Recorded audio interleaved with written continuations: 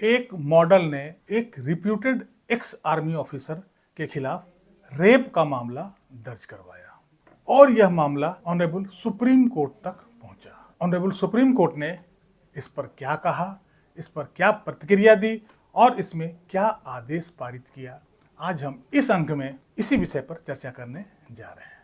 नमस्कार, इस अंक में आप सभी का बहुत बहुत स्वागत है। महिलाओं के प्रति अपराध दिन प्रतिदिन बढ़ते जा रहे हैं और इस समय ये अपराध अपने ऑल टाइम हाई पे चल रहा है। हमारे देश में हर 15 मिनट में एक रेप की घटना रिपोर्ट की जा रही है।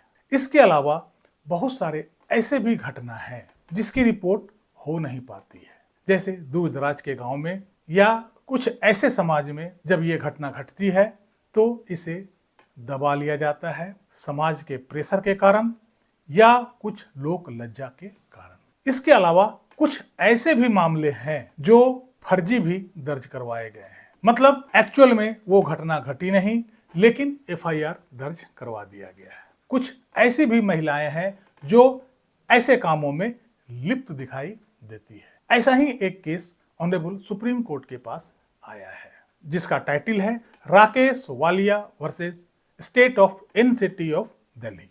राकेश वालिया एक रिप्यूटेड एक्स आर्मी ऑफिसर हैं और उन्होंने भारत के खिलाफ कई जंगों में अपना योगदान दिया है। अभी वो आर्मी से रिटायर्ड हैं और कई सामाजिक कामों में अपना योगदान दे रहे हैं। इसके अलावा राइटिंग उनकी हॉबी है और उन्होंने कई किताबों को प्रकाशित किया है। लगभग 8 किताब उन्होंने प्रकाशित किया है, जिसमें से अधिकांश किताब बेस्ट सेलर के कैटेगरी में आता है। ये भारत के आर्मी में कैप्टन के पद पर थे और उन्होंने आर्मी में रहते हुए अच्छा खासा अपना नाम कमाया है। उन्हीं के खिलाफ एक महिला मॉडल ने रेप का एफआईआर दर्ज करवाई है। उस महिला ने कहा है कि यह व्यक्ति हमारे साथ रेप किया है और इस कारण से उनके खिलाफ 64 बीएनएस, मतलब कि जो पहले 376 आईपीसी में हुआ करता था रेप का केस, इसके अलावा 74 ऑफ बीएनएस, 119 ऑफ बीएसए भारतीय साक्ष्य अधिनियम और 528 बीएनएस की धारा में इनके खिलाफ एफआईआर रजिस्टर करवाया जाता है। राकेश वालिया साहब ने हाई कोर्ट में अप्रोच किया और वहां पे एक याचिका दायर किया under section 482 of CrPC for quashing of the FIR.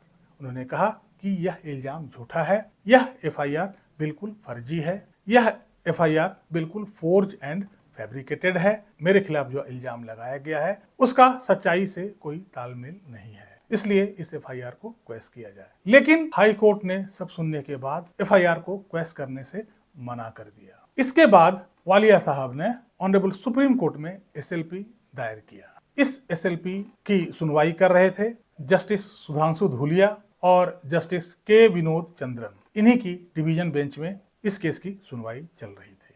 Honourable Supreme Court ने सबसे पहले ये देखा कि आखिर एलिगेशन क्या है। उस लड़की द्वारा इस आर्मी ऑफिसर पे जो एलिगेशन लगाया गया था उसमें लड़की ने कहा था कि ये आर्मी ऑफिसर मुझे एक पार्टी में मिले थे और इन्होंने पार्टी में मुझे एक ड्रिंक ऑफर किया था। मैंने जब उस ड्रिंक को पिया उसके बाद मैं अनकॉन्शियस हो गई। ये आर्मी ऑफिसर मुझे वहां से कहीं अलग ले गए और जब मुझे होश आया तब पता चला कि मेरे साथ रेप हो चुका है। वहीं ex army officer Rakesh Walia का कहना था कि मैं इस मॉडल से, इस लड़की से मैं 1-2 बार ही मिला हूं और वो भी मैं अपने किताब के प्रमोशन के लिए इससे कांटेक्ट किया था और इसने मेरे किताब का प्रमोशन किया था। उसके बाद इससे मेरी कहीं और भी मुलाकात नहीं हुई है।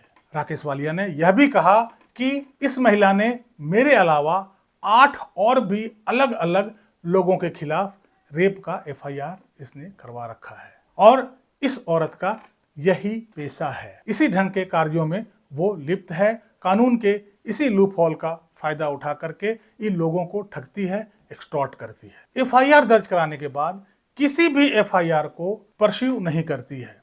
किसी भी एफआईआर में पुलिस वालों का इन्वेस्टिगेशन में सहयोग बिल्कुल भी नहीं करती है और सबसे बड़ी बात, किसी भी एफआईआर में इनके पास कोई सबूत नहीं होता है। इनका काम ही यही है कि एफआईआर करवाओ और पैसे ऐंठते रहो, एक्सटॉर्शन मनी लेते रहो। उसके बाद केस में आगे न तो इन्वेस्टिगेशन करवाती है और ना ही इनके पास ऐसा कोई सबूत होता है।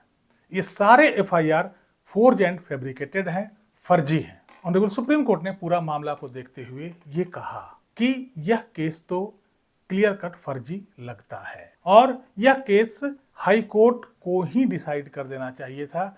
इतना लंबा समय लगाने की जरूरत नहीं थी। हाई कोर्ट के पास भी इनहेरेंट पावर होता है अंडर सेक्शन 482 सीआरपीसी के तहत, जिसमें हाई कोर्ट के पास भी यह पावर होता है कि आउट ऑफ वे जाकर के वो ऑर्डर पास करते हैं just to meet end of justice and to protect abuse of process of law. Honourable Supreme Court ने इस एफआईआर को इमीडिएटली क्वेश कर दिया और वालिया साहब को इस केस से मुक्ति दिला दी, बरी कर दिया। इस अंक में यहीं तक। कैसी लगी ये जानकारी कमेंट करके जरूर बताइएगा। वीडियो को लाइक कीजिएगा, चैनल को सब्सक्राइब कीजिएगा। मिलते हैं अगले अंक में, तब तक के लिए जय हिंद, वंदे मातरम।